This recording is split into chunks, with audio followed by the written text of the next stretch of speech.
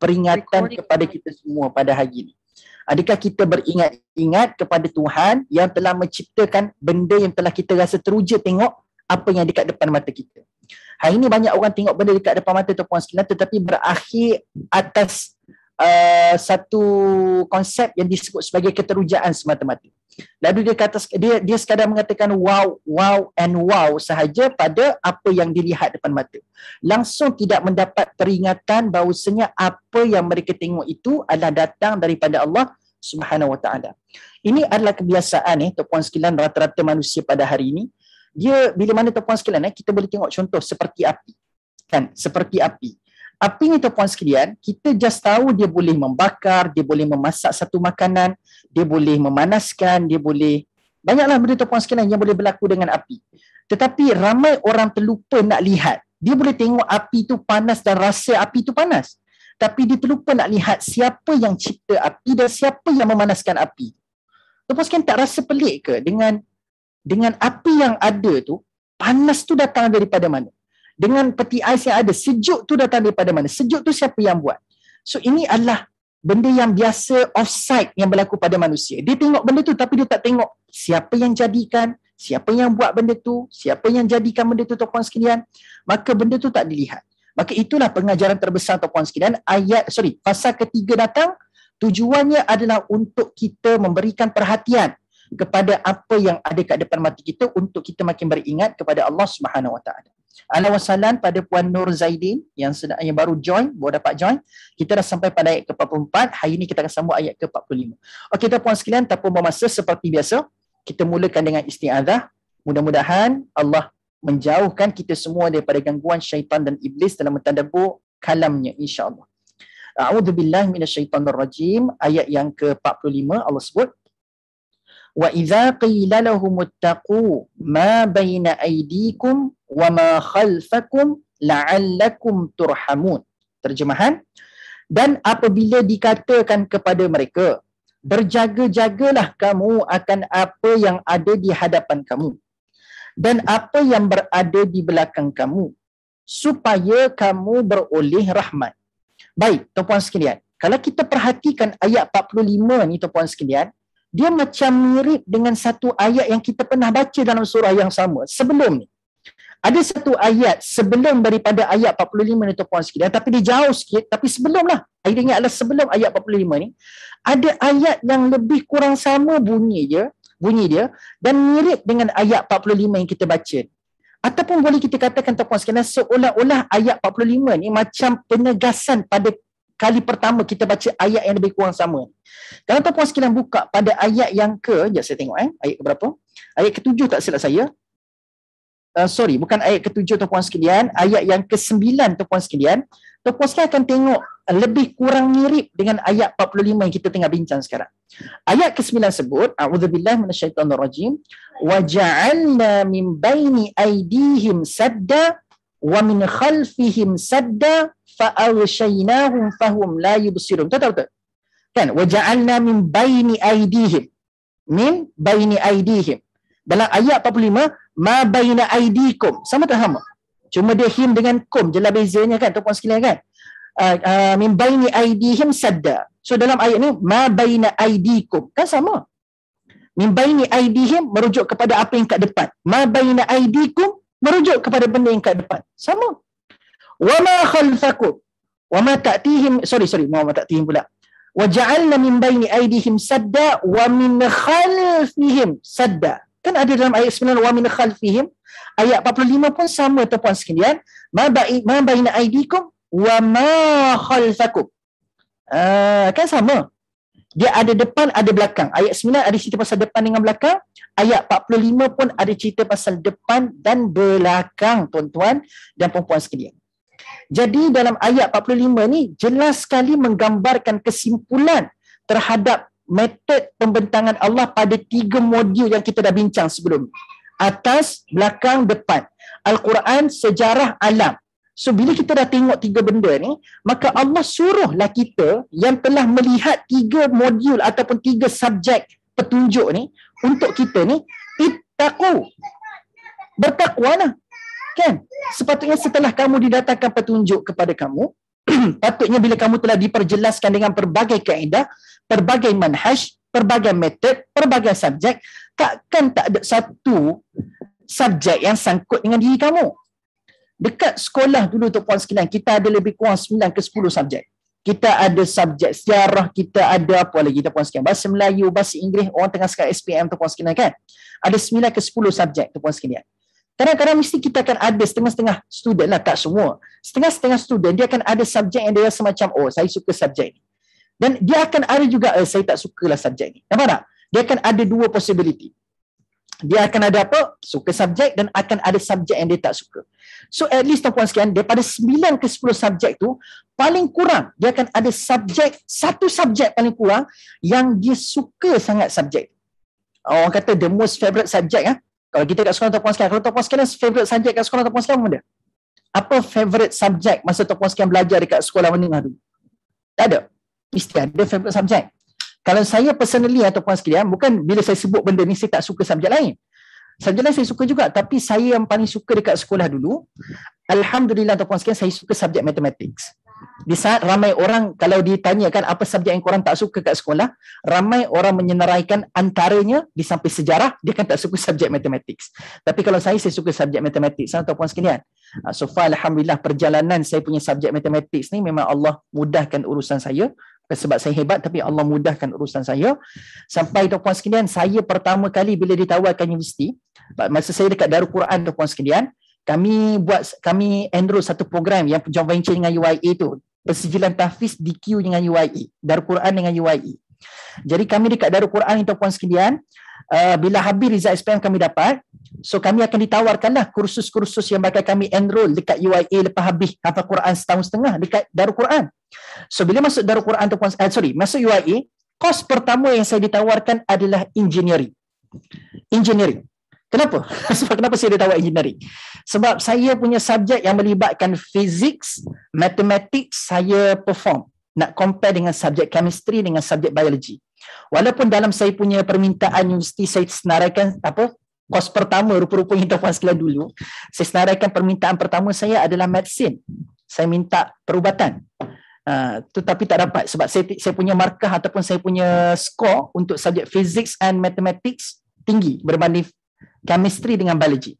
So nak kata tuan-puan sekalian, saya bukan nak cerita pasal benda tu. So nak katanya mesti akan ada satu subjek paling kurang dekat sekolah dulu yang kita sangat suka, yang kita sangat rapat, sangat teruja bila kita masuk kelas tersebut. Jadi ada 3 modul dah, 3 subjek dah. Ada subjek Quran, ada subjek sejarah, ada subjek alam sekeliling. Tak ada satu yang melekat kat kamu. Sebab itulah tuan-puan sekalian, bila mana Allah nampak bibit-bibit orang-orang kat Mekah ni seolah-olah macam tak ada satu pun yang terkesan dekat hati mereka, maka Allah pun bagi call yang terakhir, panggilan yang terakhir. Wa idza qila lahum ittaqu ma baina aydikum. Berjaga-jagalah, berikanlah perhatian, takutilah apa yang ada di hadapan kamu. So Allah recall, Allah sebut tentang subjek tu tadi. Benda kat depan kamu, cuba kamu berikan perhatian, bertakwalah dengan benda yang dekat depan kamu. Wa ma khalfakum, dan apa yang ada kat belakang kamu, sejarah tu. Jadi lepas aku dah perintah semua benda ni, permintaan aku wahai hamba-hamba Allah Subhanahu Wa Taala, permintaan Allah kepada hamba-hamba Allah adalah untuk kita bertakwa. Tidak ada lain tuan-puan sekalian, setelah diberikan petunjuk, Allah minta kita menjadi orang-orang yang bertakwa.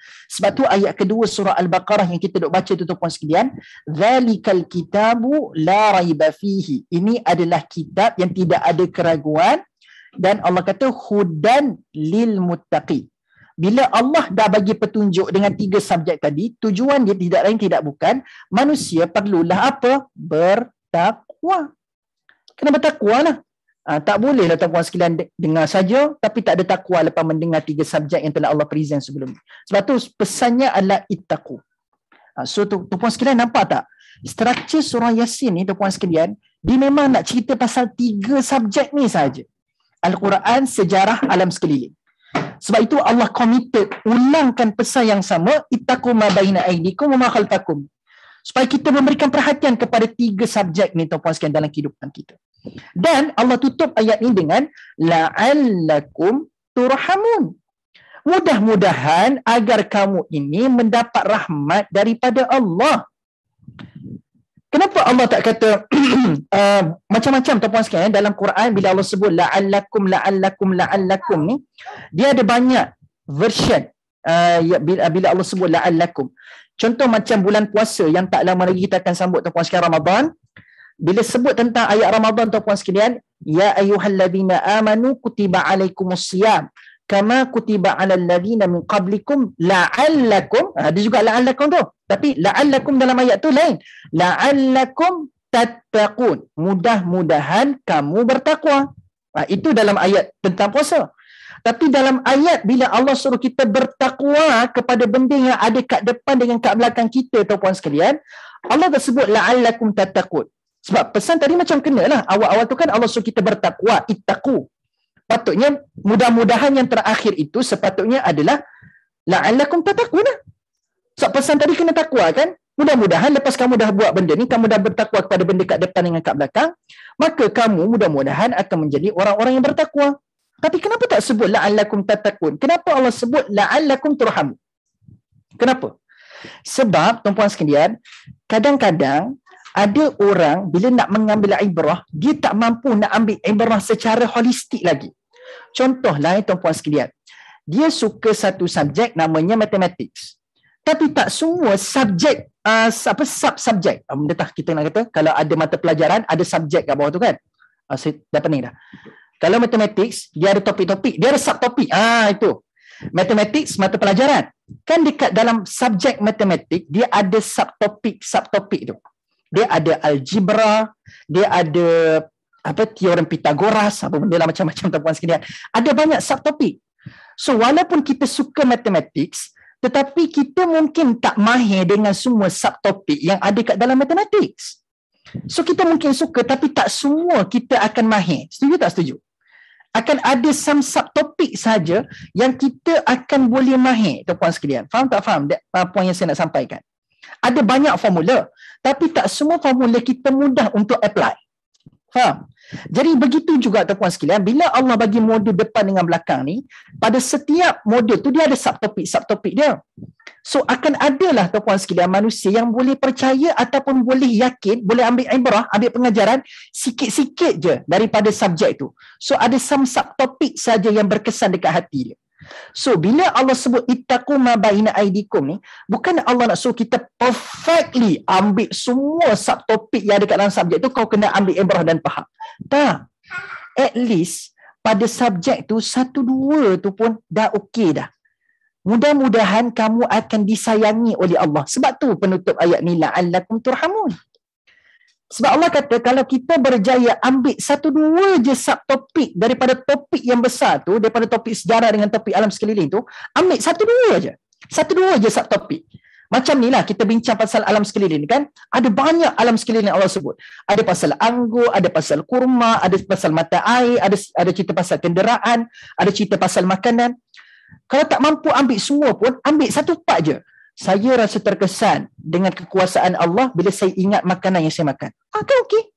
Saya rasa terkesan dengan kuasa Allah, dengan kekuasaan Allah, dengan saya tahu dengan apa yang saya naiki pada hari ini, kenderaan.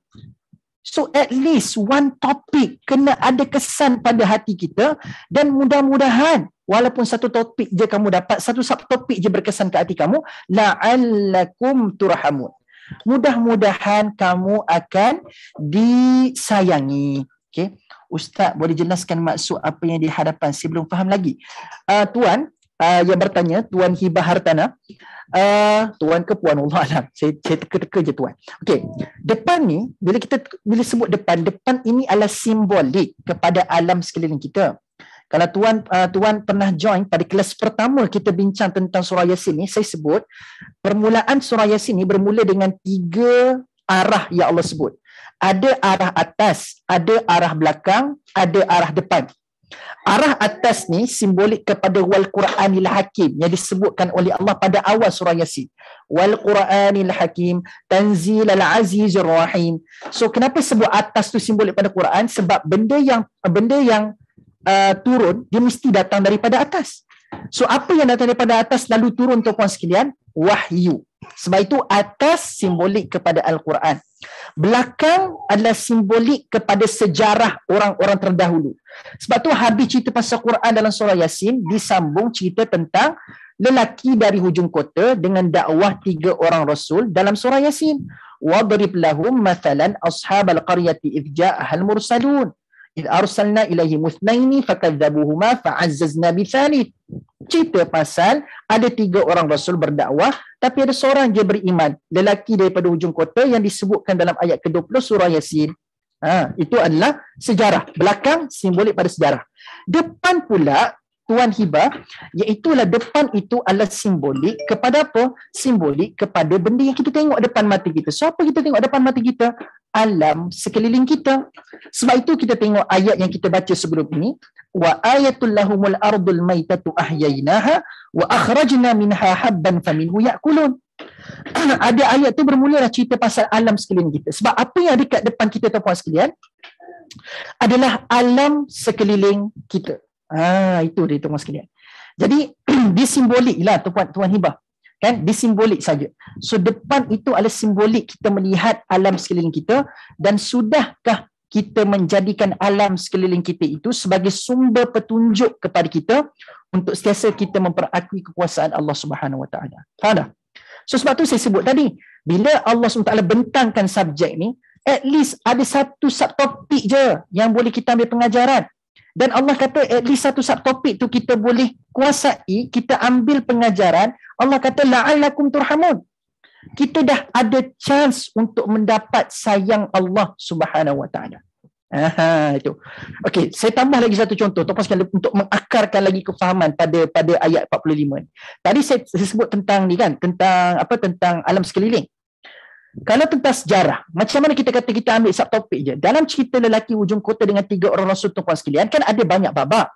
Babak Nabi tu didustakan, ada babak dialog daripada orang-orang yang menolak Nabi tersebut, ada babak lelaki hujung kota telah datang.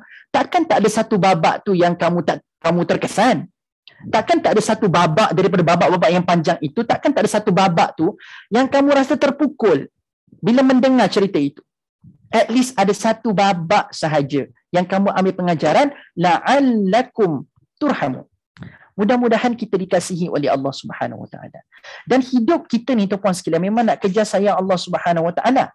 So Allah dalam ayat ini seolah-olah menggambarkan kasih sayang kepada hamba-hamba dia.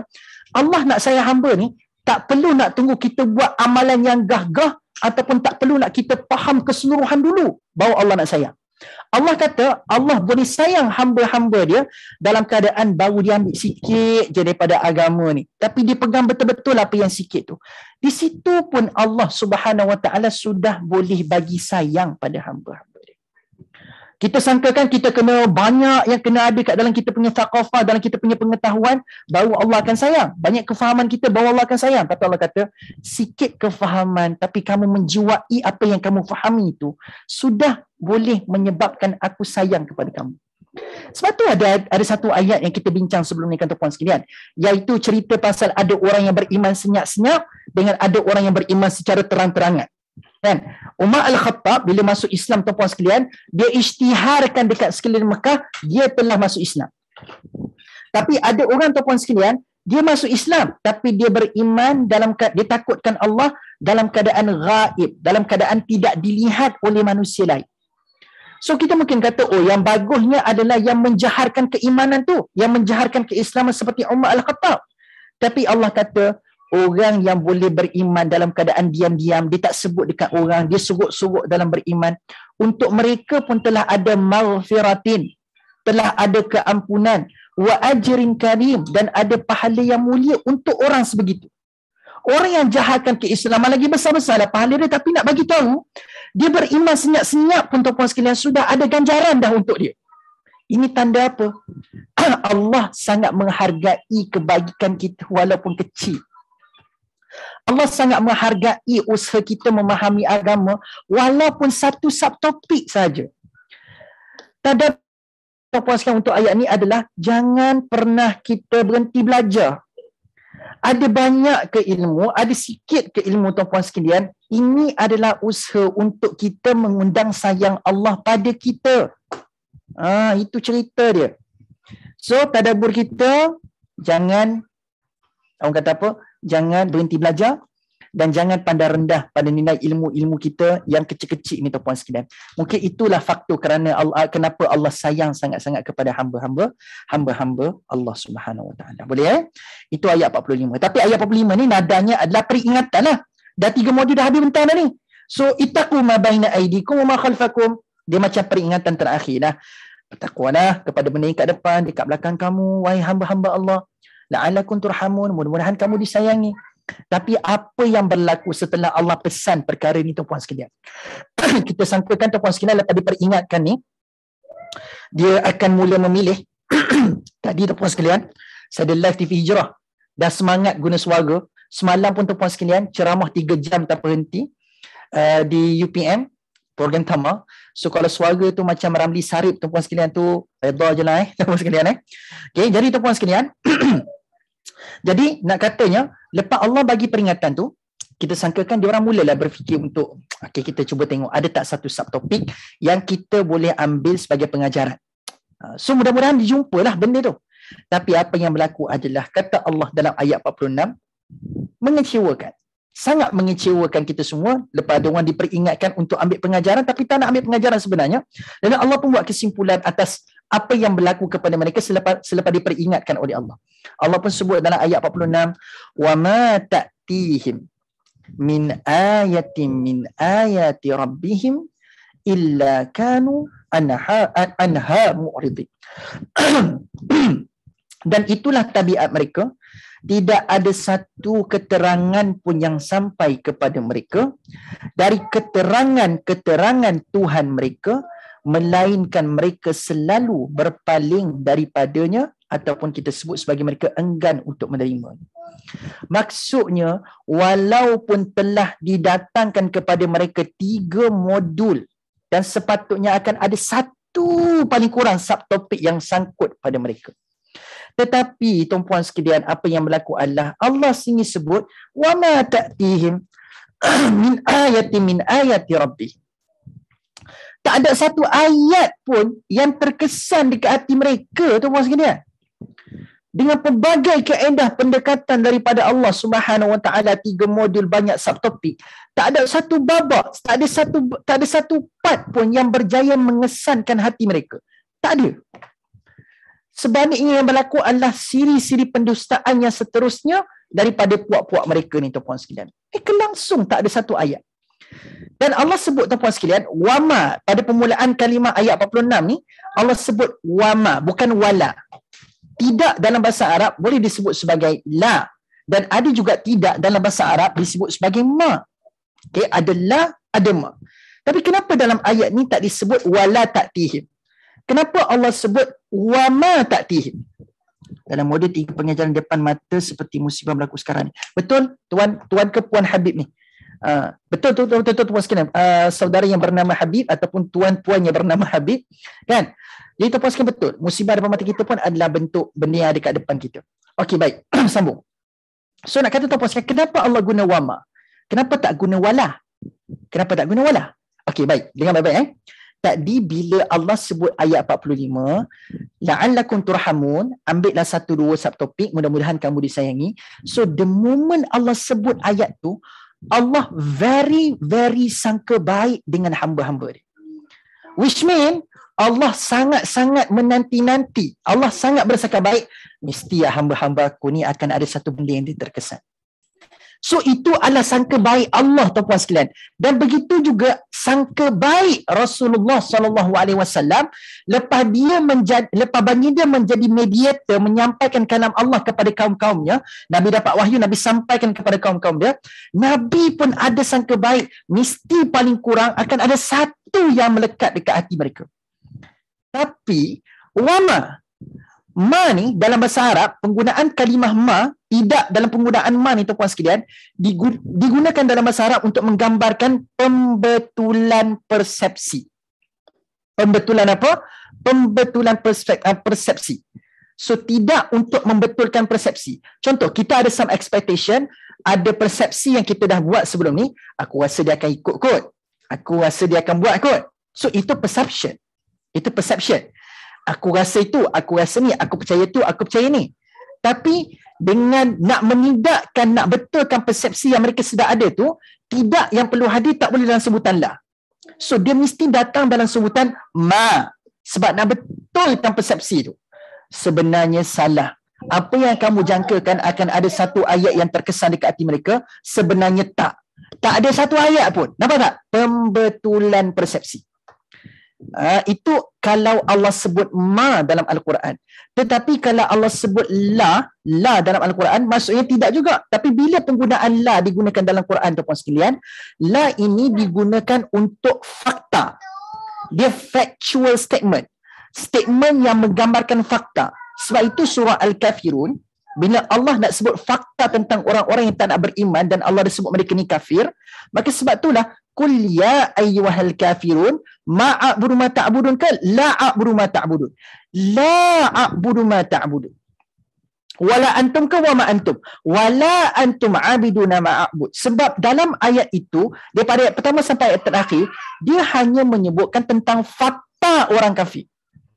Maksudnya bukan kita sangka-sangka ni tak. Ni fakta sebab dia datang daripada Allah. Allah yang tahu kesudahan hidup manusia, maka Allah yang mendatangkan fakta tentang orang kafir. Sebab mereka ni seolah-olah sudah tidak ada harapan. Sampai penutup surah Al-Kafirun pun disebut lakum dinukum waliyadin. Kamu dengan agama kamu, aku dengan agama aku. Nampak tak? Sebab sudah tidak ada harapan, maka tidak dalam ayat itu perlu diletakkan dalam bentuk fakta. Fakta. Dia bukannya pembetulan persepsi, dia fakta. Tapi kalau ada persepsi, ada expectation sebelumnya, nak betulkan perception tu kena ada sebutannya adalah ma, tidak dalam sebutan ma. Tuan-puan sekalian, cuba komen. Ini saja je saya nak bawa pendekatan bahasa supaya tuan-puan sekalian lebih menjiwai bahasa Arab. Saya sekadar nak mendekatkan tuan-puan sekalian pada bahasa Arab supaya tahu bila Allah guna ma dalam Quran, bila Allah guna la dalam Quran. Faham tak penjelasan saya perbezaan di antara penggunaan ma dengan la? Cuba komen. Cuba komen. Okey, Puan Salmiah Salahuddin kata faham. Alhamdulillah. Yang lain faham tak? Takut Puan Salmiah je faham. Yang lain faham tak? Ada yang sudi komen? Saya nak tahu sekarang tuan-puan sekalian. Takut ada orang nampak saya tak faham Ustaz. Tak payah cerita pun tak apa. Kan? Sebab saya saja nak dekatkan tuan-puan sekalian kepada bahasa Arab. Itu tujuan saya. Puan Nur Hayati Sulaiman. Okey, terima kasih. Okey. So faham So, nak kata la, fakta Allah tahu orang kafir itu tak akan berubah. Ya betul. Betul. Puan Nur Zailin. Fakta. So nak kata fakta. Okey. Satu lagi contoh. Okey. Kenapa saya kata ma tu adalah penafian ataupun pembetulan fakta? Contoh saya bagi satu lagi contoh. Dalam surah Al-Baqarah, bila mana Allah sebut tentang orang-orang munafik. Kan orang munafik ni kan dia sebut macam ni. Wa minan nas may yaqulu amanna billah wa bil yaumil akhir. Orang-orang munafik ni tuan-puan sekalian, dia akan selalu sebut macam ni. Orang munafik dia akan kata amanna billah, kami beriman kepada Allah. Wa bil yaumil akhir, kami beriman kepada hari akhirat. Ni orang munafik ni yang bercakap tentang beriman kepada Allah dan hari akhirat ni adalah orang munafik. So dia orang ni tuan-puan sekalian dekat sekeliling Madinah tuan-puan sekalian, dia pergi berjalan, dia duduk canang, diri dia orang ni adalah orang-orang yang beriman. Amanna billah, kami beriman kepada Allah, wa bil yaumil akhir, kami beriman kepada hari kiamat. So di saat mereka ada kepercayaan yang mereka rasa mereka beriman kepada Allah dan hari kiamat, tiba-tiba ayat sambungan selepas tu adalah wa ma hum bimu'minin. Allah tak kata wala, tapi Allah kata wa ma hum bimu'minin. Di saat mereka ada expectation, kepercayaan, rasa-rasa mereka beriman, tapi Allah membetulkan persepsi diorang, sebenarnya kamu tak beriman. Sebab tu Allah kata wa ma hum bimu'minin, bukan walahum bimu'minin. Sebab ma tu nak betulkan dia punya kepercayaan. Korang tak beriman sebenarnya. Korang je rasa korang beriman, tapi korang tak beriman sebenarnya. Gitu. So tidak untuk membetulkan persepsi. La adalah untuk fakta. Nak bagi tahu sebab Allah dah tahu dah final state dia orang macam mana, fakta. Sebab itu la fakta. So dalam ayat ini jelas sekali Allah sendiri walaupun sudah tahu kesudahan kehidupan manusia tuan-puan sekalian, pada babak Nabi sedang berdakwah tuan-puan sekalian, Allah suruh Nabi untuk sentiasa bersangka baik kepada orang yang disampaikan dakwah tu. Kamu kena sangka baik, wahai Muhammad, yang orang itu pasti akan at least akan ada satu lah yang terkesan dekat hati dia. Tapi apa yang berlaku adalah no. Nabi diperbetulkan. Sebenarnya dia orang tak terkesan satu ayat pun daripada 3 subjek tu tadi. Itu maksud dia. Sebab tu Allah guna wama dalam ayat ni. Tak ada pun sebenarnya. Kamu je rasa akan ada satu, tapi tak sebenarnya. Tak ada pun satu yang melekat di kepala mereka. Dan sebab apakah perkara ini berlaku? Kenapa tak ada satu benda pun yang melekat dalam kepala mereka, yang terkesan di hati mereka? Sebab mereka menjadi orang-orang yang mu'ridin. Okey, tuan-puan sekalian, sebut ramai-ramai walaupun tak on mikrofon, sebut mu'ridin. Okey, apa benda? Mu'ridin. Mu'ridin apa? Mu'ridin ni adalah orang-orang yang berpaling. Okay, orang-orang yang berpaling, tuan-puan sekalian. Boleh juga mu'ridin ini bermaksud orang yang berbantah-bantah. Mu'ridin. Sebab itu kalau kita masuk debat bahasa Arab, kalau kerajaan kita akan panggil kerajaan dalam bahasa Arab kita sebut sebagai al-hukumah, geng-geng ataupun puak kerajaan. Kan debat kan ada kerajaan pembangkang. So kerajaan al-hukumah dalam bahasa Arab pembangkang apa benda? Mu'aradah. Mu'aradah, mu'ridin, mu'aradah. So geng-geng pembangkang disebut dalam bahasa Arab adalah mu'aradah. So bila Allah kata punca mereka ni tak ada satu ayat terkesan kat hati mereka, satu kita faham mu'ridin itu adalah orang yang berpaling, tapi makna yang lain juga adalah mereka ini adalah orang-orang yang membangkang. Apa benda? Orang yang membangkang apa yang disampaikan oleh Allah dan Rasul. Sebab tu tak ada satu ayat pun terkesan kat hati mereka. Sebab hidup mereka ni adalah untuk menjadi mu'aradah. Kalau Allah itu adalah kerajaan, sepatutnya kita sokong kerajaan Allah Subhanahu Wa Taala. Tapi hidup mereka, tuan-puan sekalian, adalah untuk menjadi mu'aradah, untuk menjadi pembangkang kepada apa yang Allah sampaikan.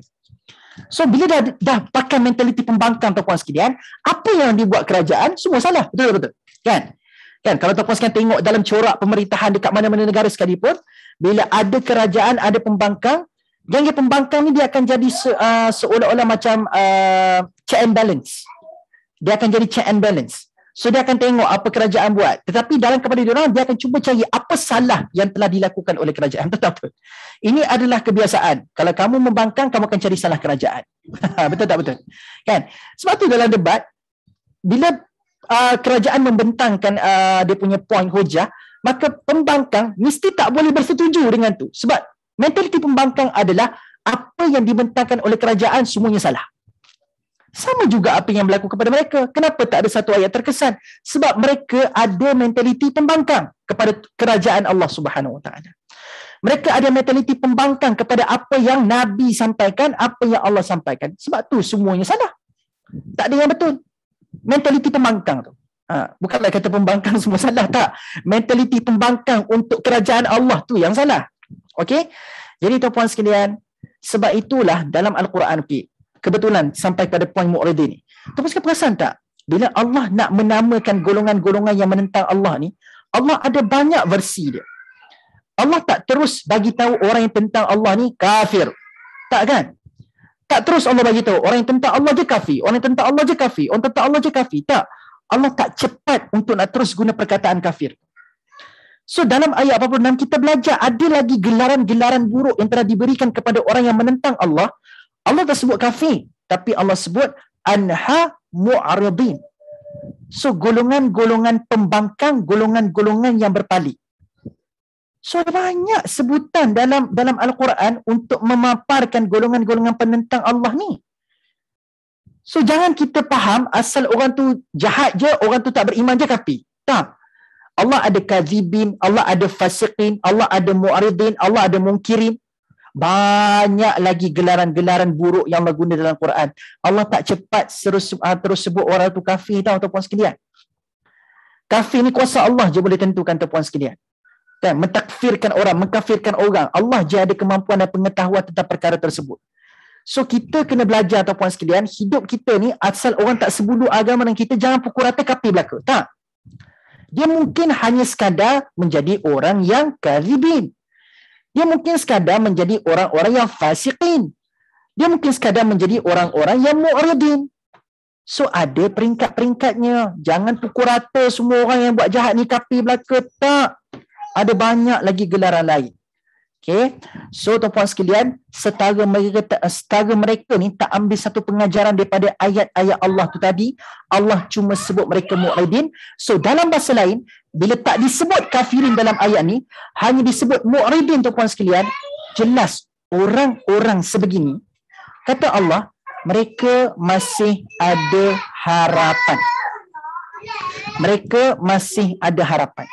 Yang tak ada harapan adalah orang-orang kafir. Sebab tu penutup surah Kafirun, lakum dinukum waliyadin. Macam Allah tak cara dah dengan orang macam ni. Tapi selain gelaran kafir, mereka masih lagi ada harapan. Masih ada harapan untuk berubah. Tuan-puan sekalian. Ibaratnya tuan-puan sekalian mengajar, tapi satu benda pun orang tak faham.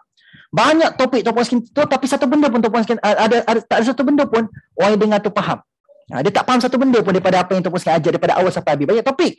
Tak ada satu benda pun yang melekat dekat hati dia.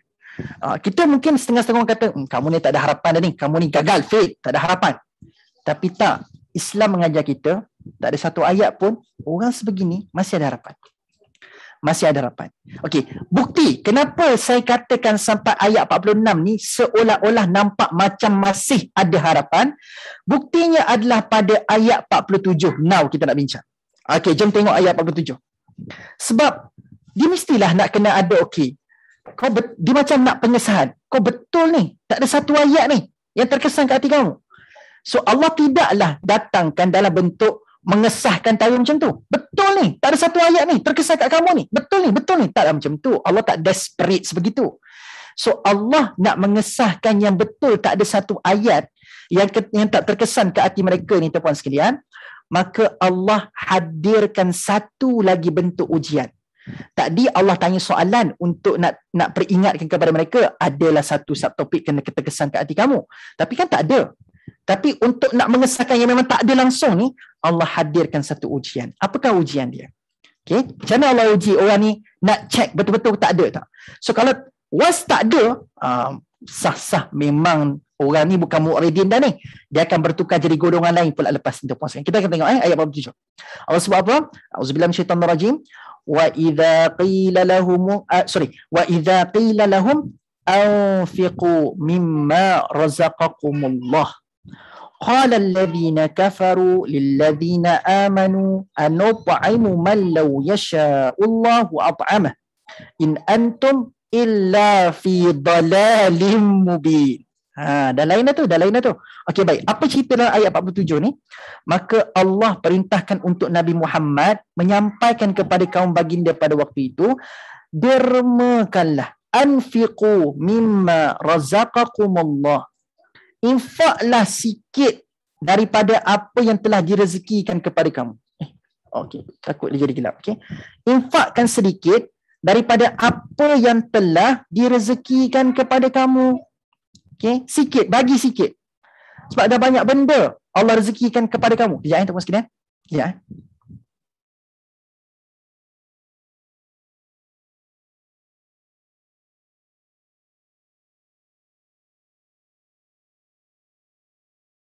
Ada urusan tuan-puan sekalian sikit. Okay. Baik, sambung.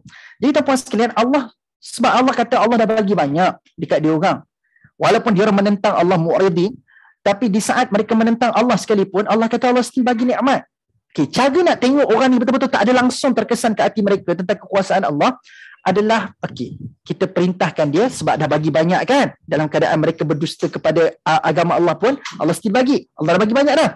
So Allah pun pesan, suruh Nabi bagi tahu dekat kaum dia, anfiqu, infakkan mimma razaqakumullah. Infak sikit je. Bukan semua tuan-puan sekalian. Bukannya anfiqu razaqakumullah, anfiqu mimma, dari. Maksudnya min dekat situ, dia mimma ni dia gabungan daripada mim dengan nun dengan ma. Min ma. So bila dia eja jadilah gabungan tu mimma. Tapi asal ejaannya dia terpecah pada dua kalimah. Min dengan ma. Min tu maksudnya apa benda? Dari. Ma tu apa? Apa. So dari apa? Dari apa? So dari dekat situ, min dekat situ dalam bahasa Arab merujuk kepada min at-tab'id. Min at-tab'id. Apakah maksud min at-tab'id? Min at-tab'id apa yang bermaksud satu bentuk dari yang menggambarkan sebahagian saja. Bukan Allah suruh infak semua harta yang Allah bagi. Allah suruh sikit je, sebahagian je daripada apa yang Allah telah rezekikan kepada kita. Lalu tuan-puan sekalian, Allah pun perintahkanlah sebab nak uji dia orang ni, betul ke tak ada satu ayat yang terkesan. Tiba-tiba tuan-puan sekalian, dia orang respon apa tahu? Lepas Allah perintahkan suruh Nabi sampaikan, suruh minta dia orang infak sikit lah. Dia orang respon benda, qala allazina kafaru, berkatalah orang-orang yang kafir. Tengok, dah bertukar dah. Tadi Allah kata mereka mu'ridin. Tapi lepas diorang respon dengan respon macam ni, terus Allah sebut mereka ni bukan mu'ridin lagi dah, tapi mereka ni kafir. Sebab Allah sudah cukup bukti yang mereka memang tak ada ayat yang terkesan kat hati mereka. Diorang bukan sekadar bangkang, tapi mereka tak nak kebenaran tu bertakhta di hati ataupun dekat tempat tu. Sebahagian tu bukan hafkan. Tak, bukan. At-tabi'id ni sebahagian boleh jadi suku, boleh jadi sikit, tak kira. Tapi at least sebahagian. Idea is bukan semua. Allah tak minta semua, tapi Allah bagi minta sebahagian. Okey, kembali pada poin tadi. So nampak tak? Kenapa tiba-tiba sekarang alladzina kafaru? Sebab Allah sudah cukup bukti yang mereka memang tak nak kebenaran bertakhta di hati mereka, hatta di tempat mereka duduk, tuan-puan sekalian. Maksudnya sudah jelas ciri-ciri kekafiran dalam hati mereka. So cuba tengok respon orang kafir yang telah cukup bukti dikatakan oleh Allah. Dia orang respon apa lepas aku bagi ujian, suruh infakkan sikit sebahagian harta yang dia orang ada. Lalu apa benda tuan-puan sekalian dia respon? Lilladzina amanu anut'imu man law yasha'ullahu at'ama. Dia orang kata apa? Orang kafir itu berkata kepada orang-orang yang beriman, patutkah kamu memberi makan kepada orang yang jika Allah kehendaki tentulah ia akan memberinya makan? Okay, bahasa ni mungkin nampak tak faham. Saya naratifkan untuk anda tuan-puan sekalian. Orang kafir ni cakap pada orang beriman yang minta yang telah diperintahkan untuk dia infakkan tadi tu, dia cakap pada orang beriman, kamu kan orang beriman. Ni naratifnya. Okay, kalau tuan-puan sekalian baca tu mungkin nampak ikut susunan ayat yang skema. Tapi kalau naratifkan ayat ni lebih kurang macam ni cakap. Kau kan beriman kepada Allah. Bukankah kalau kau beriman, kau minta dengan Tuhan kau yang bagi makan? Kenapa sekarang ni kau seolah-olah meminta kepada aku? Bukankah kau ada Tuhan? Wih, kejam tuan-puan sekalian statement macam ni. Di saat infak digesa untuk mereka lakukan tuan-puan sekalian, bila suruh infak, dia orang cakap apa? Kau kan beriman, Tuhan kau lah bagi makan, apa nak minta dengan kami? Tuhan kau lah, kau beriman, kau minta dengan Tuhan kau lah, apa nak kena minta dengan aku pula?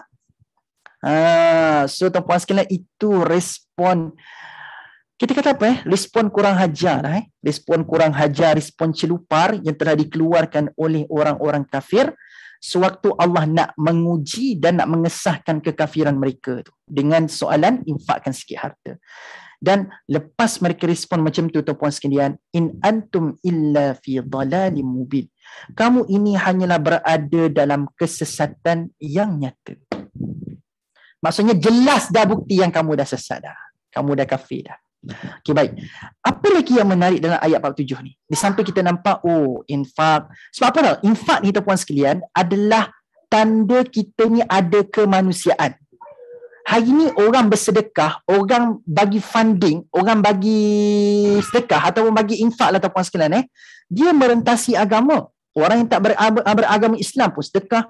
Orang yang beragama Islam pun sedekah. Maksudnya dia merentasi agama. Maksudnya sedekah ni tuan-puan sekalian, infak, sedekah ataupun charity ni adalah benda-benda yang kita boleh katakan tertakluk pada sifat kemanusiaan. Bukan sifat keagamaan, sifat kemanusiaan. Tak mampu saya tuan-puan sekalian. Infak ni bukan tunggu kena jadi Islam dulu baru kita rasa boleh nak bagi duit kat orang ataupun bagi sedekah pada orang. Dia merentasi agama. Any agama, semua ada saranan untuk kita give charity. Kita memberi sedikit harta kita untuk memudahkan urusan orang lain. So Allah nak tengok, mungkin aku pada modul sebelum ni tujuannya adalah untuk membina nilai agama dalam diri kamu. Tapi sekurang-kurangnya walaupun nilai agama tu tak berjaya dibangunkan dalam diri kamu, sekurang-kurangnya yang berbaki dalam diri kamu adalah ada nilai kemanusiaan. Ada orang yang ada nilai keagamaan yang tinggi tapi nilai kemanusiaan tak ada.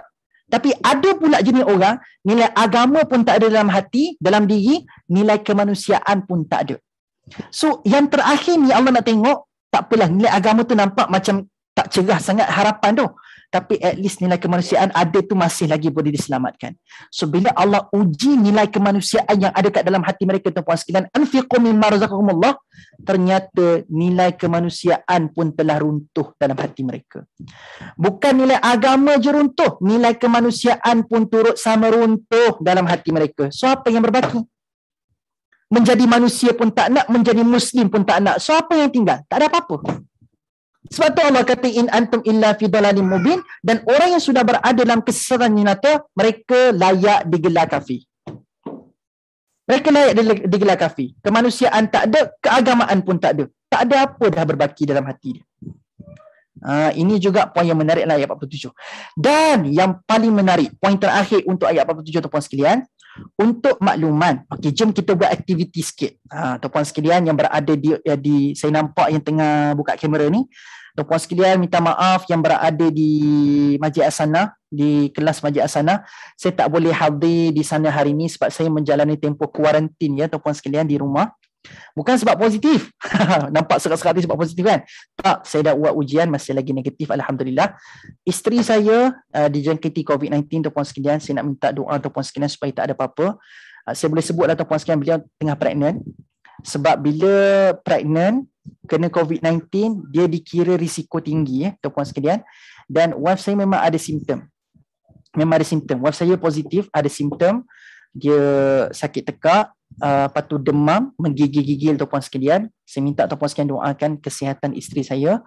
Sekarang ni di kuarantin, saya kena jaga anak-anak tuan-puan sekalian. Saya syukur sangat anak saya memberi kerjasama pada hari ini.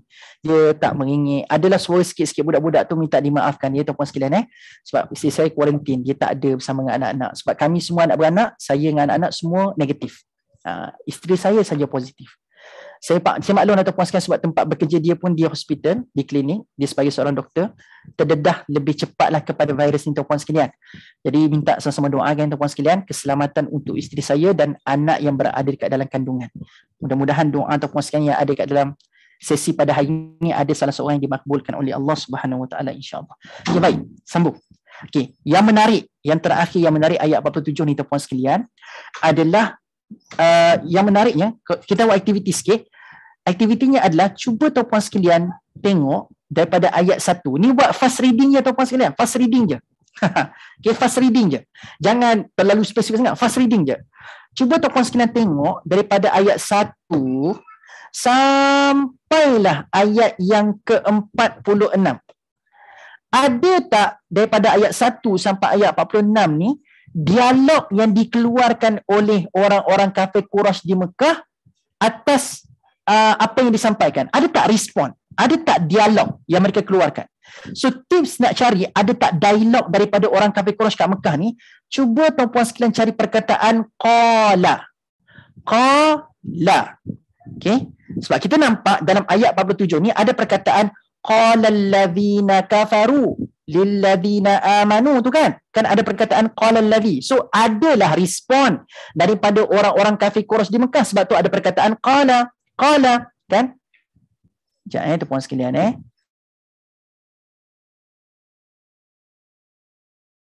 Okey. So tuan-puan sekalian sambung. Okey. So cuba cari perkataan qala. So 47 kita jumpa dah qala tu. Cuba cari ayat 1 sampai ayat 46. Ada tak qala? Okey, cuba buat sekarang tuan-puan sekalian. Okey, saya dah agak dah ada disebutkan oleh Tuan Habibullah, dia kata pada ayat ke-15 tuan-puan sekalian. Baik, ayat 15 surah Yasin tu, qalu tu itu bukan dialog orang kafir Quraisy kat Mekah. Itu adalah dialog orang-orang yang mendustakan 3 orang rasul tu. Kan kita dah belajar kan cerita pasal ni yang bermula daripada ayat ke-13 kan cerita pasal 3 orang rasul dan lelaki hujung kota, dakwah 3 orang rasul dan lelaki hujung kota. So qalu dalam ayat ke-15 itu merujuk kepada apa? Merujuk kepada perkataan, dialog, komunikasi orang-orang ashabal qaryah, bukan orang kafir Quraisy di Mekah. So ada qalu tapi bukan merujuk kepada kafir Quraisy di Mekah. Okey, ada lagi tak ayat lain yang ada perkataan qala? Kalau tuan-puan sekalian kata ayat ke-26 ada perkataan qila tu, itu bukan dialog orang-orang kafir Quraisy di Mekah. Itu adalah perkataan yang dikeluarkan oleh siapa? Oleh lelaki hujung kota yang sudah masuk syurga. Qala ya laita qaumi ya'lamun. Qala tu bukan dialog orang kafir Quraisy kat Mekah. Itu adalah dialog lelaki hujung kota dekat dalam syurga. So bukan juga. So tuan-puan sekalian, kita tutup lagi seminit. Kalau tuan-puan sekalian ada jumpa, cakap ada jumpa. Kalau tak ada, cakap tak ada. Kita tengok tuan-puan sekalian. Sebab tadi ada yang dia sebut ayat 15. So saya beritahu lah, itu bukan dialog orang kafir Quraisy kat Mekah. Itu dialog Ashabal Qaryah. Qala ayat ke berapa tadi? Ayat ke 26. Bukan juga dialog orang kafir Quraisy kat Mekah. Itu adalah dialog laki ujung kota. Okey, ada tak sampai ayat 46? Kalau dah habis tuan-puan sekalian buat carian, sebut tak ada. Kalau ada, cakap ada. Kita tutup lagi seminit. Saja nak buat aktiviti pagi ni tuan-puan sekalian. Okey. Tuan Habibullah dah buat kesimpulan, tak ada. Puan Salamiah pun dah kata tak ada. Okey, kita tengok Haji Mail kata ada dekat ayat 18. Ayat 18 pun sama. Qalu inna tatayyarna bikum. Penduduk bandar itu berkata pula. So sama Haji Mail merujuk kepada dialog penduduk Ashabal Qaryah, bukan kafir Quraisy di Mekah. Dia tak sama dengan ayat kita tengok 47 tadi. Itu adalah dialog orang kafir Quraisy kat Mekah. Yang ni tak ada kan? Okey, ada tak ada? Okey, 30 saat lagi. So nampak tuan-tuan sekalian yang sedang tengah buka kamera tu, nampak tengah duk bersemangat duk membelik Quran tu. Daripada kejauhan saya tengok tuan-tuan sekalian Okey. InsyaAllah kalau tak ada aral lagi 2 minggu, insyaAllah saya hadir kat sana. Doakan sihat semua je. Dan saya tengah harapan saya lah saya tak berjangkit ya tuan-tuan sekalian. Okey. Okey, dengan besar tulisan Tuan Musa kita ni, dia kalau tak ada ustaz kan, dia punya capital letter tuan-tuan sekalian. Okey. Tak ada So confirm tak ada So kita boleh katakan kali pertama kita jumpa respon orang-orang Quraisy kat Mekah. Allah. Asim ambil krayon tu, adik main krayon.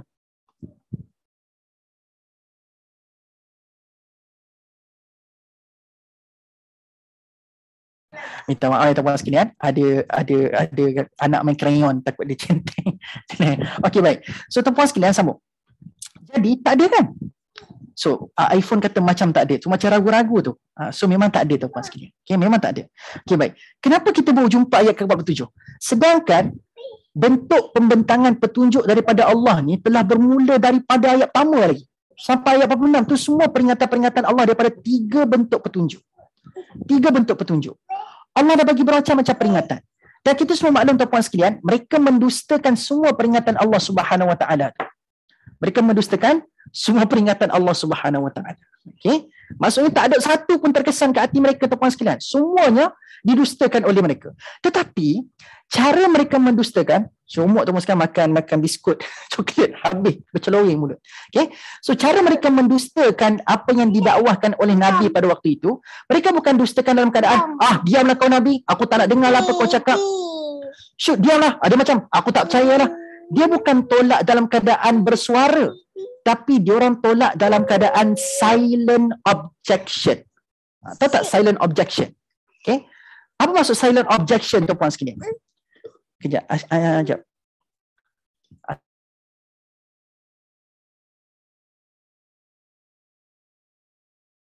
So tuan-puan sekalian, nak kata tuan-puan sekalian sambung.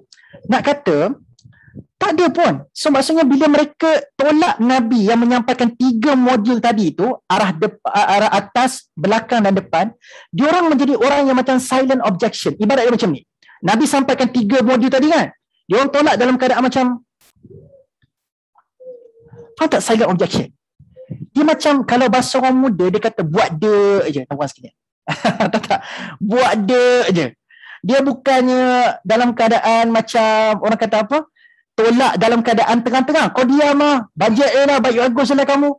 Macam babak kita baca laki hujung kota dengan dakwah 3 Rasul.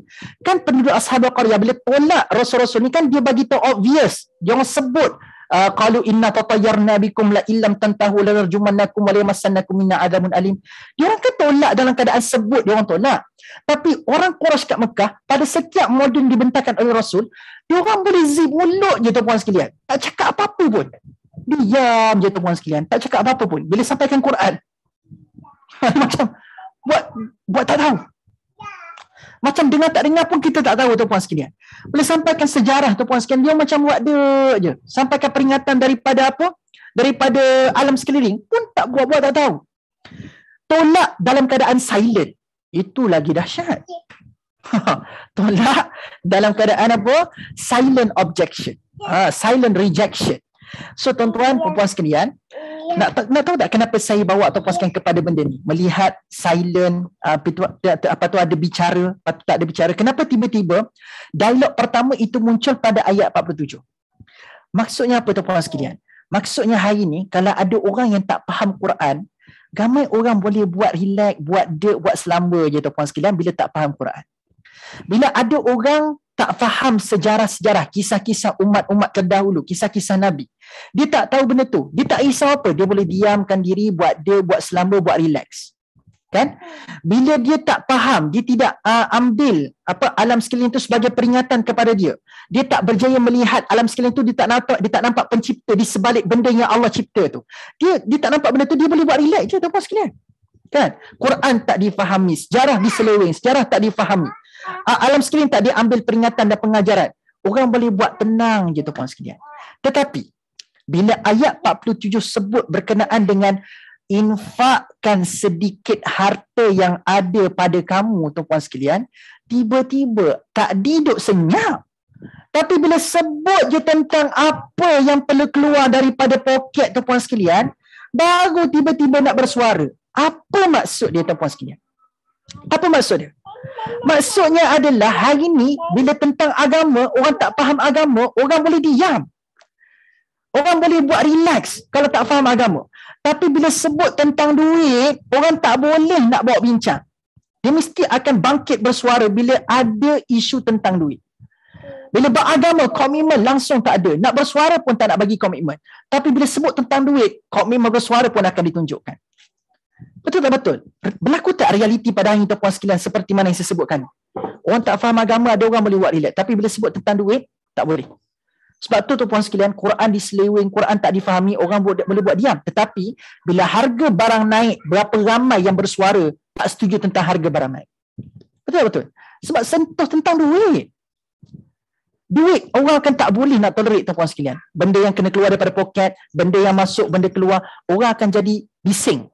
Orang akan jadi bising dengan apa yang dibincangkan ataupun tentang duit.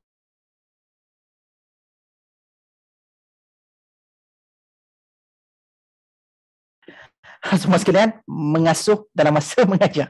Okey. Jadi tuan-puan sekalian, sambung. Jadi nak katanya, tuan-puan sekalian, duit pada hari ini boleh menyebabkan orang boleh mengabaikan, mengesampingkan agama. Agama tak faham, okey. Tapi kalau duit kurang, tak boleh. Duit kurang, habis. Sebab itulah tuan-puan sekalian pada hari ini, ayat 47, bila tengok sebuah surah tentang infak tuan-puan sekalian, baru dia orang nak bersuara. Pasal Quran, pasal sejarah, pasal alam, tadi dia orang tak nak bersuara. Sebab duit ni memang sensitif isu. Dan benda yang disebutkan dalam ayat ni berlaku sampai sekarang tuan-puan sekalian. Dan berlaku sampai sekarang, orang-orang memang tak boleh tolerate bila sebut tentang duit berkurang. Sebab itulah tuan-puan sekalian, ini sekadar selingan je. Kan?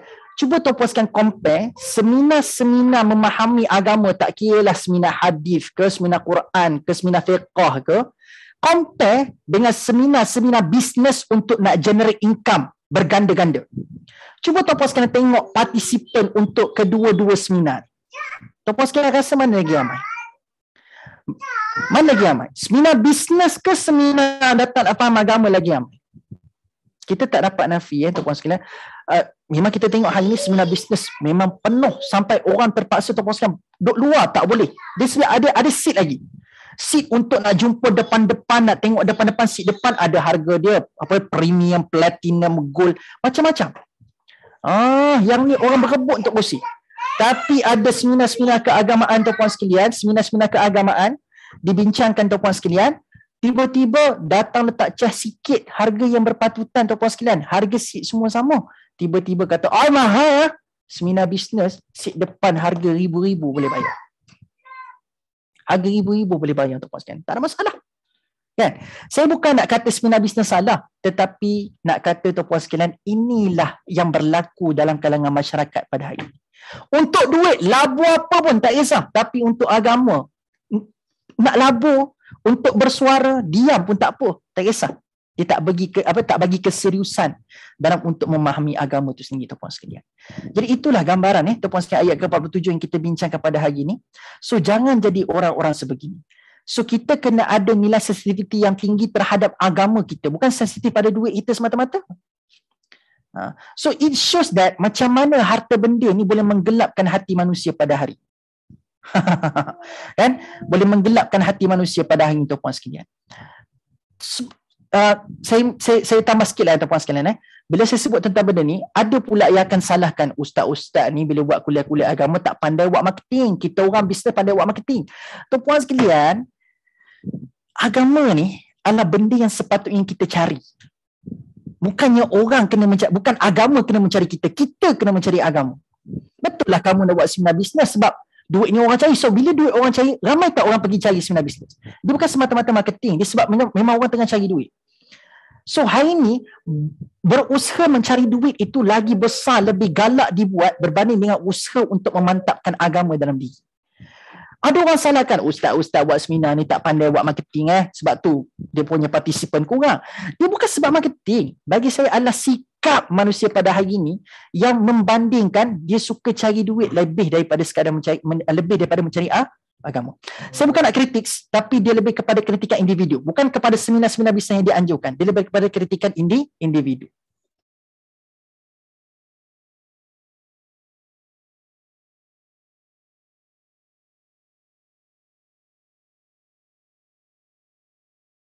Dia dah main kaca tu, kita terpaksa bertindak dengan segera.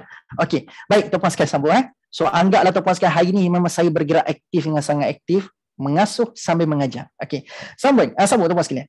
Jadi tuan-puan sekalian, elakkan berlaku begini. Jadi orang yang apa? Saya buat kesimpulan, sensitif pada agama, tapi boleh juga sensitif pada harta benda kita, tuan-puan sekalian. Bukan salah, saya buat disclaim balik, tak salah cari harta.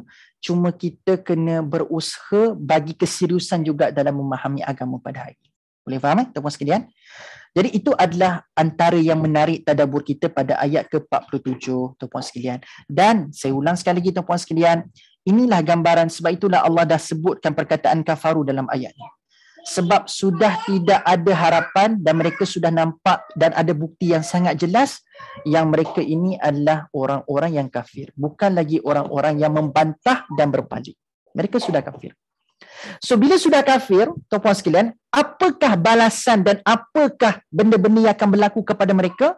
Maka Allah pun sebutkan dalam ayat ke-48, wa yaquluna mata hadzal wa'd in kuntum shadiqin. Okey, sorry, belum lagi balasan. Ayat 48 Allah sebut di saat mereka menolak apa yang disampaikan kepada mereka. Tapi mereka juga tiba-tiba, tadi kan lepas dah sentuh pasal duit, dia kan start bersuara. Sekarang mereka meneruskan siri-siri bersuara mereka. Lalu mereka bertanya apa pula, tuan-puan sekalian? Wa yaqulu namata hadzal wa'du in kuntum shadiqin. Oh, kamu kan wahai Muhammad kata apa yang kamu sampaikan ni benar. Apa yang kamu sampaikan ni benar kan wahai Muhammad? Kalau betul lah apa yang kamu sampaikan wahai Muhammad, okey. Cuba kau ceritakan bila berlaku kiamat ni. Bila berlaku kiamat ni. Kau kan kata kamu orang yang benar. Kamu kan kata kamu orang yang benar wahai Muhammad. Jadi cuba kau cerita bila berlaku kiamat ni wahai Muhammad. Kalau kamu orang yang benar. So diorang ni tuan-puan sekalian memunculkan persoalan-persoalan yang sarkastik. Faham tak faham? Persoalan sarkastik. So diorang ni tuan-puan sekalian bila nak reject apa yang Nabi Muhammad sampaikan dengan hujah, mereka tak mampu. Sebab kita dah bincang pada ayat sebelumnya, the moment Nabi sampaikan sesuatu daripada Quran, mereka dengar Quran tu pun diorang merasakan dalam hati mereka, it makes sense apa Nabi cakap ni. Betul lah apa Nabi cakap ni. So faham tak? So kontennya, secara konten dan substance-nya, nak berhujah dengan Nabi by content, diorang tak boleh nak rad apa yang disampaikan oleh Nabi. Tak boleh, tuan-tuan sekalian. Tak boleh. Jadi, apa cara diorang untuk nak meninggalkan Nabi dengan dia tahu kalau kita tanya soalan ni dekat Nabi, sah-sah Nabi tak boleh jawab. Sebab Nabi kan kata dia orang yang betul, orang yang benar. Dia kan kata dia dapat panduan daripada Allah. So, mesti Allah akan tolong dia. Akan bantu untuk jawab persoalan-persoalan kita. So, tuan-puan sekalian, dah banyak persoalan mereka yang Nabi jawab. Tapi dia tahu dah ada satu soalan yang memang Nabi tak boleh jawab. Iaitu mereka tanya, bila hari yang kau janjikan tu akan berlaku, wahai Muhammad?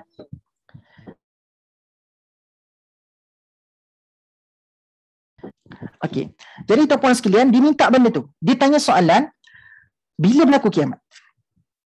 Dan tuan-puan sekalian, bila bertanya tentang kiamat ni tuan-puan sekalian, Nabi tak akan tahu bila. Bahkan kita pernah bincang dalam surah Al-Mulk dulu kan, dialog yang sama je. Wa yaquluna mata hadzal wa'du in kuntum shadiqin. Exactly the same question yang mereka bangkitkan kepada Nabi. Dan kalau surah Al-Mulk kita akan baca, qalu innamal ilmu indallah wa innama ana nadhirun mubin. Sesungguhnya ilmu tentang hari kiamat itu datang dari sisi Allah sahaja. Okey.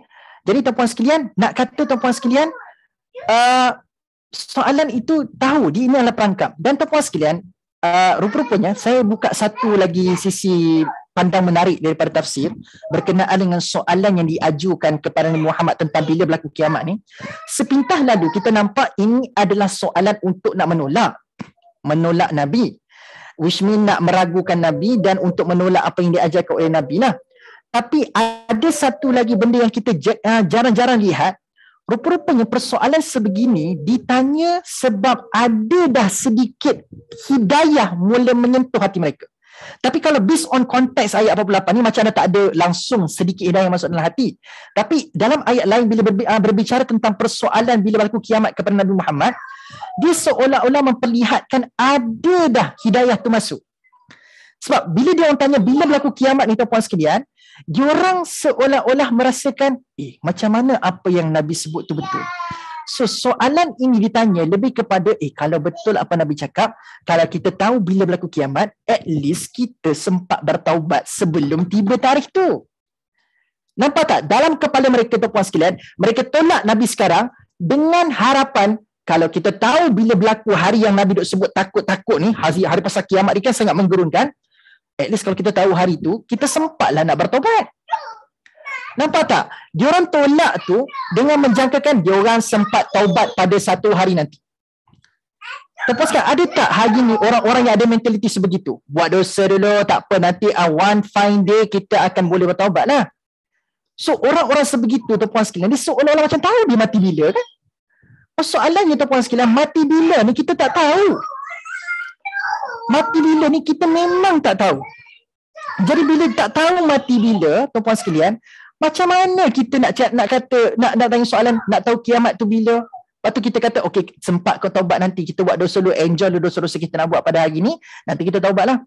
So mati tu datang bila-bila masa tuan-puan sekalian. So dia orang tanya soalan ni sebenarnya nak escape je untuk the moment pada waktu itu.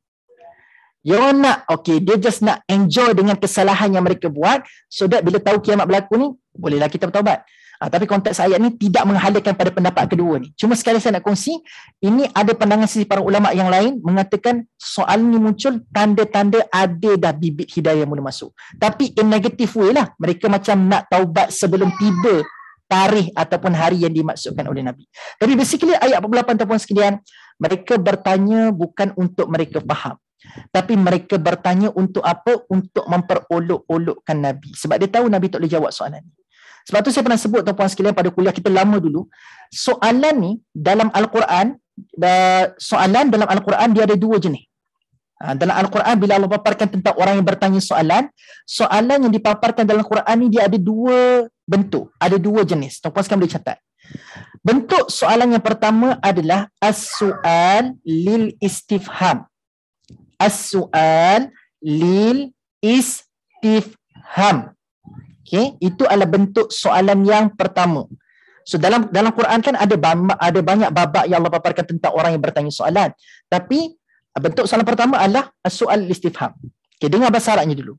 Okay, bentuk soalan yang kedua adalah as-su'al lil istihza. As-su'al lil istihza. Okay, dapat tangkap tak? Istihza. As-su'al lil istihza. Okay, yang pertama apa tadi? As-su'al lil istifham. Yang kedua adalah as-su'al lil istihza. Okay, apakah maksud bentuk soalan yang pertama ni? Yang ni bentuk soalan yang pertama ni adalah bentuk soalan yang bagus. Bagus kalau kita bertanya dengan sebab tu. Iaitu as-su'al lil istifham bermaksud kita bertanya soalan untuk kita menambahkan faham. Istifham, kita untuk faham sesuatu. So itu soalan yang bagus lah. Kita bertanya soalan untuk kita bertambah kefahaman. Itu soalan yang cemerlang. Tapi ada pun jenis soalan kedua yang tu soalan yang kita kena elakkan. Iaitulah as-su'al lil istihza. Apakah itu as-su'al lil istihza? Istihza ni bermaksud memperolok-olok ataupun mengejek-ngejek. So dia tanya soalan tapi tujuannya adalah untuk memperolok-olok ataupun mengejek orang-orang yang sedang ditanya. Bukan tak ada orang macam ni kata pasal pada hari ni. Dia tanya tu bukan sebab dia nak faham pun, tapi lebih kepada nak uji, nak test, nak mempersenda ataupun nak memperolok-olok orang yang ditanya.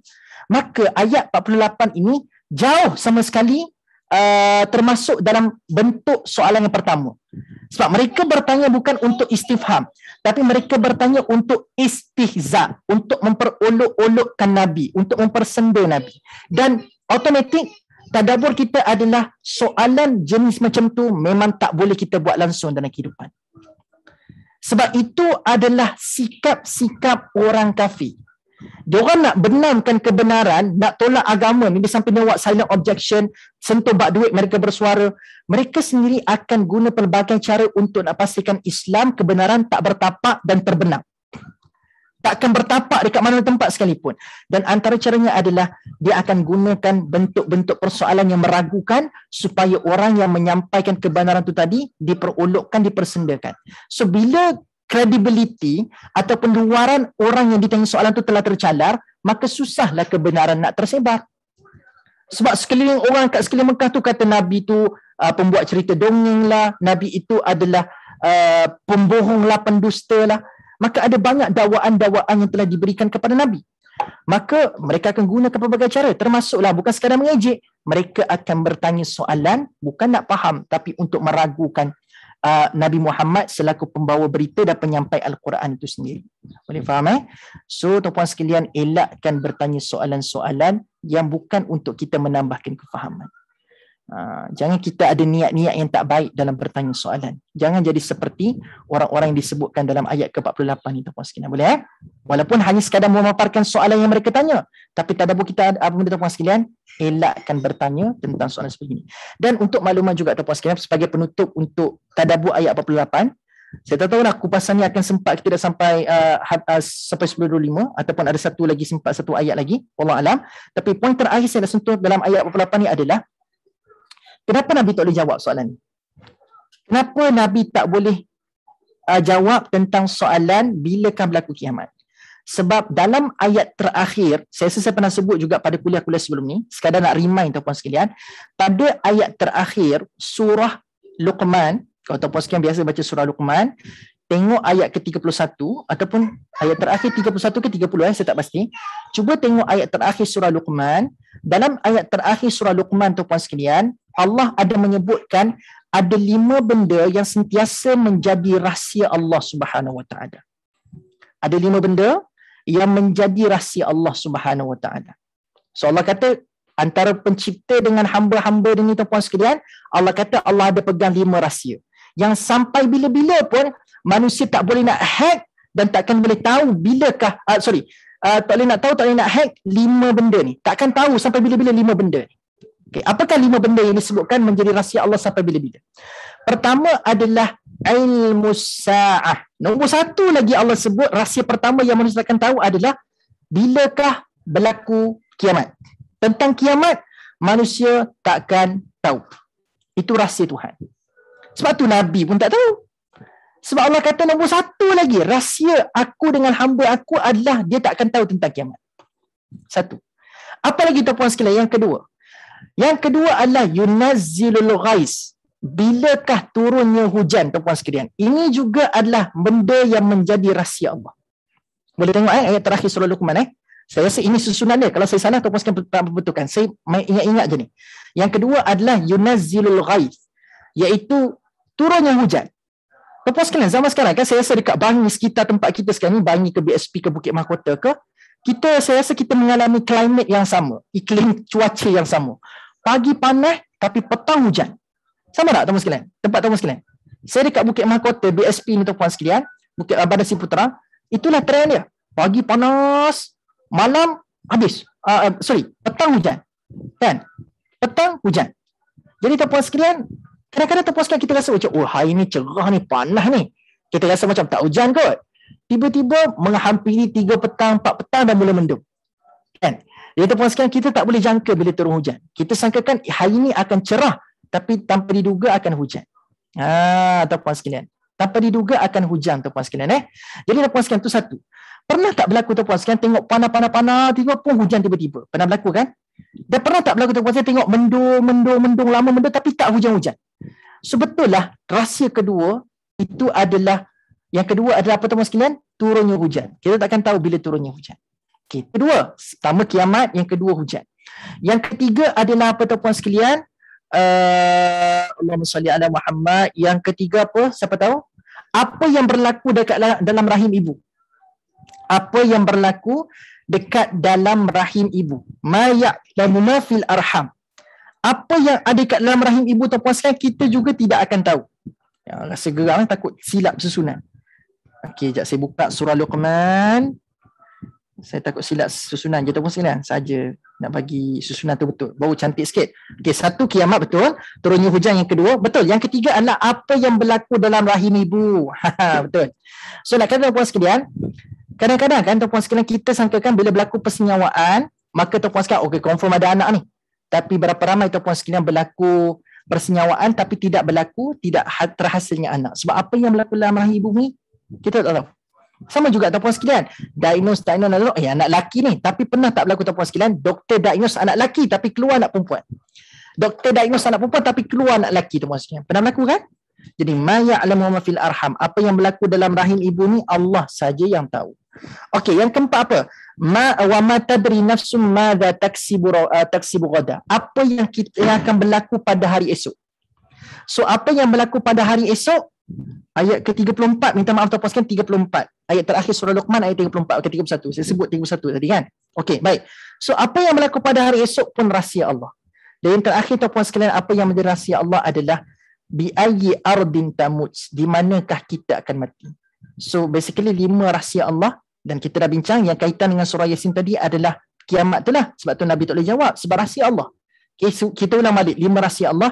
Pertama kiamat, kedua turunnya hujan, yang ketiga adalah apa yang berlaku dekat dalam rahim ibu, yang keempat tuan-puan sekalian apa yang berlaku pada hari esok, yang kelima adalah di manakah tempat kita akan mati.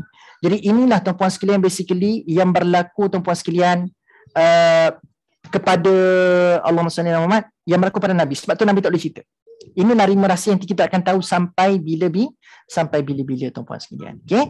Jadi tuan-puan sekalian, saya rasa untuk setakat ni kita berhenti setakat tu dulu. Boleh tak tuan-puan sekalian? Sebab masuk sahaja ayat yang ke Allahumma salli ala Muhammad, ayat ke 49 ke 48 tadi.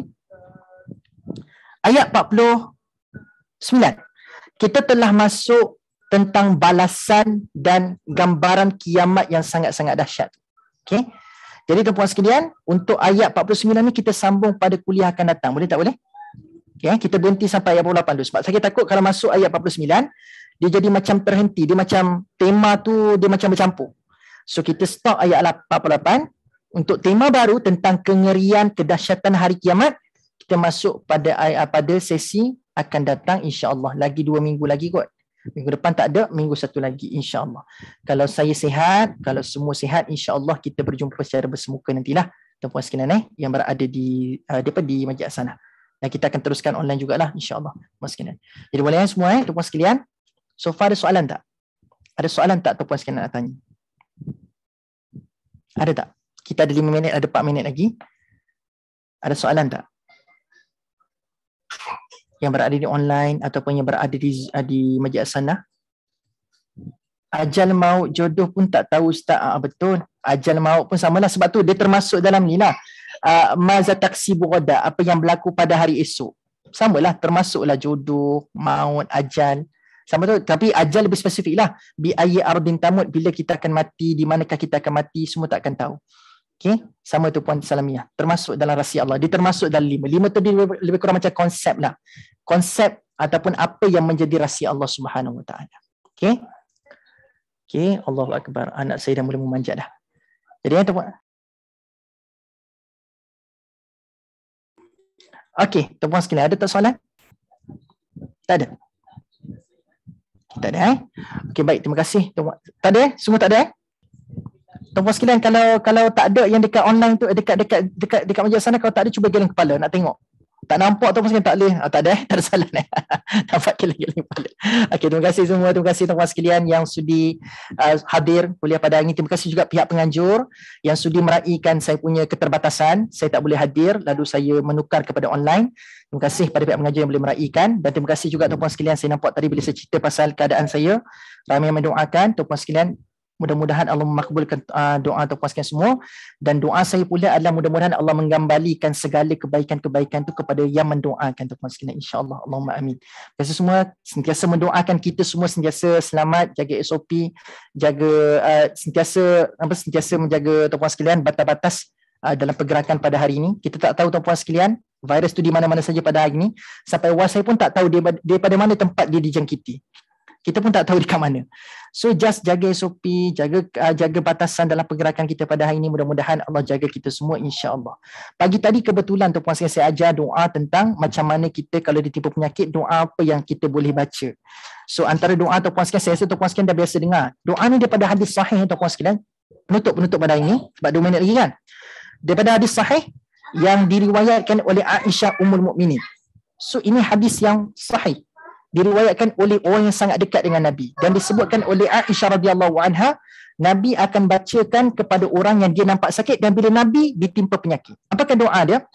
Allahumma rabbin nas adhibil bats ishfihi anta syafin la shifaa'un illa shifaa'uk shifaan la yughadiru saqama. Saya rasa tuan-puan sekalian pernah dengar doa ni. Cuma saya nak maklumkan, ini doa daripada hadis yang sahih. Boleh diamalkan. Apa makna doa ni? Ya Allah Tuhan sekalian manusia, hilangkanlah penyakit ini dan sembuhkanlah dia. Engkau adalah yang maha penyembuh. Tidak ada kesembuhan kecuali kesembuhan darimu. Kesembuhan yang tidak meninggalkan sebarang penyakit. So tuan-puan sekalian, doa ini mengajar kita kalau nak minta sembuh yang paling terbaik. Jangan, ya Allah asal sembuh sudahlah. Minta sembuh yang paling terbaik. Sebab doa ini merangkumi falsafah minta sembuh tu la yughadiru saqama. Sampai bila kalau kau nak bagi aku kesihatan ya Allah, sampai tak ada langsung dah baki-baki simptom tu terkena pada aku.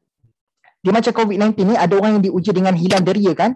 Walaupun buat ujian sekali lagi dah negatif, tapi tuan-puan sekalian, kadang-kadang deria rasa tu dia masih lagi kekal hilang.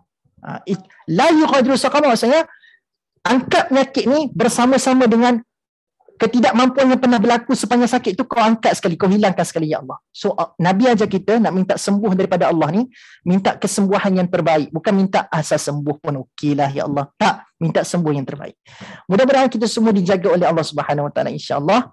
Minta maaf semua atas gangguan-gangguan yang berlaku tadi. Terima kasih kalau tuan-puan yang sudi memahami. Aqulu qawli hadza wa astaghfirullahal azim li wa lakum. Kita tangguh dengan membaca tasbih kafarah wa suratul asri. Subhanakallahumma wa bihamdik asyhadu an la ilaha illa anta astaghfiruka wa atubu ilaik. Bismillahirrahmanirrahim. Wal 'asri innal insana fi khusr illa alladziina amanu wa 'amilus shalihat wa tawassaw bil haqq wa tawassaw bis sabr. Okay, assalamualaikum warahmatullahi wabarakatuh. Ma'as salamah wa lil liqa.